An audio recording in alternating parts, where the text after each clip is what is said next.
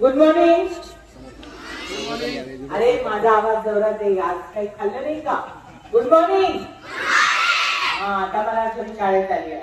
आजच्या खरं तर माझा हा पूर्ण आजचा पोलिंग स्टेशन आणि निवडणूक प्रक्रिया याची तयारी कशी चालली, प्रिपेअरनेस कसं चाललं याच्यासाठीची रेणापूरमध्ये व्हिजिट आहे. या अनुषंगाने उपस्थित सर्वच महसूल, पोलीस, नगरपालिका आणि सगळ्या पूर्ण शिक्षक वृंद उपस्थित असलेले आणि स्वीपचे सर्व अधिकारी, कर्मचारी आणि सगळ्या लहान लहान मुलांना मला खूप छान वाटतं की निवडणूक प्रक्रिया ही खूप विभागात म्हणजे प्रक्रियेमध्ये वेगवेगळ्या पद्धतीने वर्गीकरण होत असतं. एक निवडणूक पूर्व तयारी असते आणि एक निवडणूकच्या दिवशीची तयारी असते, नंतर निवडणुकीच्या नंतरची तयारी असते, pre at the present post. आणि या सगळ्या याच्यामध्ये सगळ्यांचा सहभाग असतो, म्हणजे लहान मुलापासून ते आबालवृद्धांपर्यंत निवडणूक प्रक्रियेमध्ये सहभाग असतो. आणि निवडणूक सक्षम आणि पारदर्शक आणि प्रत्येकाला विश्वास वाटणारी अशी प्रक्रिया जर अवलंबवायची असेल तर प्रत्येकाचा विधिविधी असणारा सहभाग हा फार महत्वाचा असतो. आज मला खूप आनंद होतोय की लहान लहान चिमुकले हात, लहान लहान चिमुकली पावलं या निवडणूक प्रक्रियेसाठी स्वीपच्या अंतर्गत कार्यरत आहेत आणि त्यांना या ठिकाणी इन्व्हॉल्व करून निवडणूक प्रक्रियेमध्ये पूर्ण त्यांचा सहभाग नोंदवण्यासाठी या शाळेची जी स्वीपची म्हणजे पूर्ण प्रिन्सिपल पासून ते पूर्ण शिक्षक वृंद आणि सर्व टीम ही ज्या पद्धतीने कार्यरत आहे ही खरंच प्रशंसनीय बाब आहे. मला खूप चांगलं वाटलं की भरपूर मुलं सगळे बॅनर घेऊन थांबले आहेत की लोकशाही कशी महत्वाची आहे, मतदान करणं कसं महत्वाचं आहे, मतदान हा कसा अभिमानाची बाब आहे. एका मतदानामुळे सगळ्या प्रक्रियेवर किंवा पूर्ण निवडणूक विकासात्मक गोष्टींवर कसा चांगला प्रभाव होऊ शकतो. छोट्या छोट्या गोष्टी आणि त्याच्यासाठी अवेअरनेस करण्याचा हा मुख्य मानस असला तरी एक वाक्य मी नेहमी सगळ्या ठिकाणी अधोरेखित करत असते की ballot is more stronger than the bullet. I repeat, ballot is more stronger than the bullet. पक्षांसाठी मतपत्रिका यामध्ये टाकलेला अधिकार हा किती महत्वाचा आहे. आणि म्हणून रेणापूर मधली जी आता तयारी बघत आहे, मग आजच्या याच्यामध्ये तुमचा स्ट्रॉंग असेल, काउंटिंग हॉल असेल, मतदानाच्या करण्यासाठी आमचे पोलिंग स्टेशन असतात, पिंक बूथ असेल, महिलांचा सहभाग, अशा सगळ्याच गोष्टींमुळे ही निवडणूक प्रक्रिया अत्यंत सक्षम आणि पारदर्शक चांगल्या प्रतीने होईल याच्यामध्ये कुठली शंका नाही. आपल्या सगळ्यांचा सहभाग हा यामध्ये अत्यंत महत्वाचा आहे. या निवडणुकीमध्ये असं म्हणतात की लोकसभा असेल, मग त्यानंतर विधानसभा असेल, पण जसं इलेक्शन खाली आहे तसं तसं जास्त सेन्सिटिव्ह असतं आणि लोकांचा सहभाग जास्त असतो.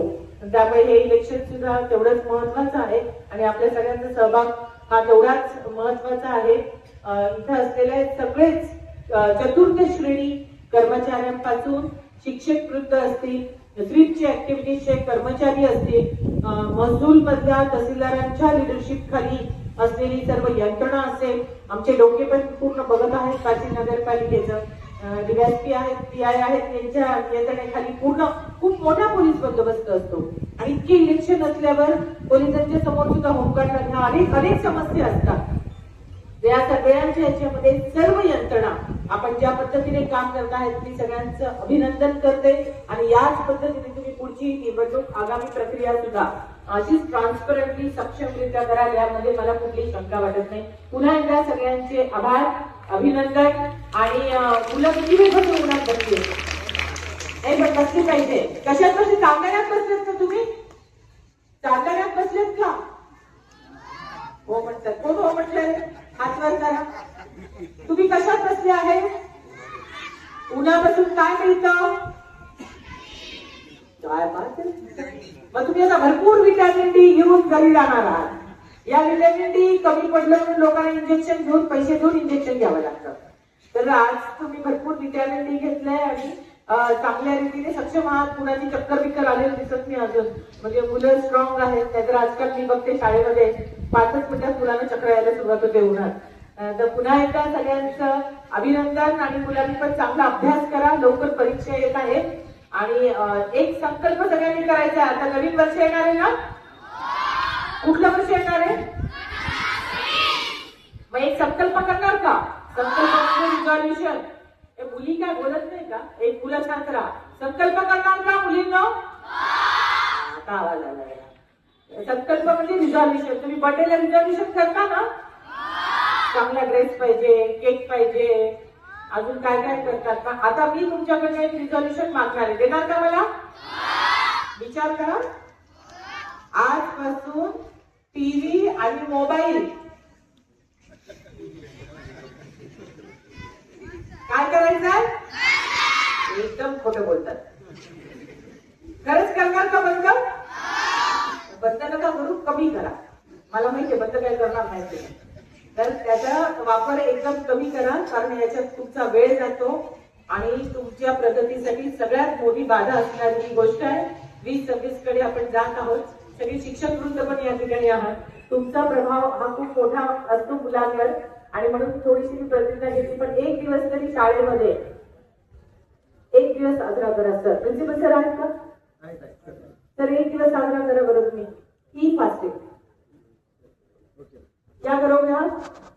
ही फास्टिंग म्हणजे सोमवारी आपण महादेवाचा उपास करतो, मंगळवारी देवीचा करतो, शुक्रवारी हे करतो, तर गुरुवारी या शाळेत होणार ई फास्टिंग. म्हणजे मोबाईलच वापरायचा नाही कोणी, फक्त मुख्याध्यापकांनी वापरायचा. नाही तर आम्ही शिकायला देऊ, तुम्ही वापरतच काय नाही केलं.